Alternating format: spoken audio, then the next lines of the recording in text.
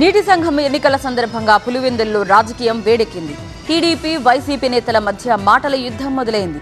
పోటీ చేయడానికి కూడా వైసీపీ ధైర్యం చేయలేదని టీడీపీ అంటే దానికి కౌంటర్ ఇస్తోంది వైసీపీ. ఈరోజు మా కార్యకర్తలు కానీ మా నాయకులు కానీ మొత్తం అంతా కూడా హీరోలు. ఏ ఒక్కరు కూడా వైసీపీకి చెందినోడు ఎంఆర్ఓ ఆఫీస్ కాడికి పోయి మేము ట్యాక్స్ కట్టుకోవాలని కానీ మేము నామినేషన్ వేయాలని కానీ ఒక్కడు ఎవడని వచ్చినాడా? మీరు దద్దమ్మలు, మేము కాదు. గతంలో ఎవరిని రానికుండా చేసిన దానికి అప్పుడు మీరు దద్దమ్మలే. క్యాండిడేట్స్ కంటెస్ట్ చేస్తే ఓడిపోతామనే భయంతో నో డ్యూ సర్టిఫికేట్ కూడా క్యాండిడేట్లకు అభ్యర్థులకు అందించకుండా ఉండే పిరికిపంద రాజకీయం ఇవాళ తెలుగుదేశం ప్రభుత్వం చేస్తూ ఉంది. చేతగాని దద్దమ్మలు ఎవరో ప్రజలు నిర్ణయిస్తారు.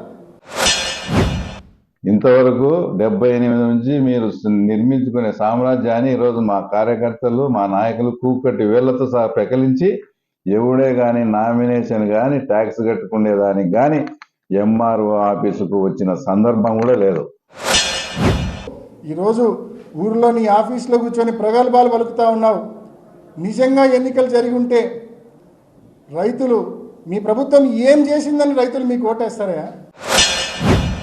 ఈరోజు ఇంత జరిగినా కూడా ఏ ఒక్కరు కూడా గతంలో వాళ్ళు అట్లా చేసినారు, తర్వాత వీళ్ళు ఇట్లా చేసినారులే అని మమ్మల్ని ఎవడే కానీ అందరూ కూడా సమర్థించడంలే. అంటే మీ పరిపాలన తర్వాత మీది ఆ రకంగా ఉన్నది.